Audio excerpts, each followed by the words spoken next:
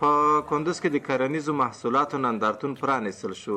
د کندز د کرنې، اوبه لګونې او مالدارۍ ریاست د چارواکو د خبرو پر بنسټ چې د دې نندارتون هدف دا دی ترڅو د بزګرانو کرنیزو محصولاتو لپاره بازار موندنه وشي. هم سبزیجات، هم غلجات، هم میوه‌جات، وچې میوې، لمدې میوې، حیواني محصولات، یعنی مجموع کې څه چې زراعتي محصولات دي یا حیواني محصولات دي ټولو نمایش دلته شته ده.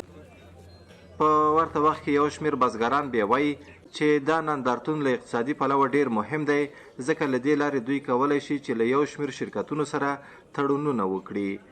این فوق العاده موثر است برای دهقان که محصولاتشان اینجا میارن به نمایش میگذارن و تجارا اینجا دعوت شده میان این محصولات میخرن و محصولات نرخ میگیرن و وقتی که تولید بیشتر شد در وقت خریداری میکنن. موږ د پاره ډیر ګټور پته راشه هغه تاجران چې کوم د دې کاروبار کوي بعضې موږ راغوښتلي دي نو هغې دلته اوس موږ څه معرفي کېږي زموږ نه کارټونه اخلي زموږ نه غوښتنې لري چې څومره مال تاسو موږ ته تولیدولی شئ یا څومره لرئ. په دې نندارتون کې د دې ولایت د 9 ولسوالیو بزګرانو او دغه راز د کندز یو شمېر سوداګرو په 100 غرفو کې خپل کرنیز محصولات او لاسي صنایع نندارې ته وړاندې کړي دي. اجمل آریان، ازادي راډیو، کندز.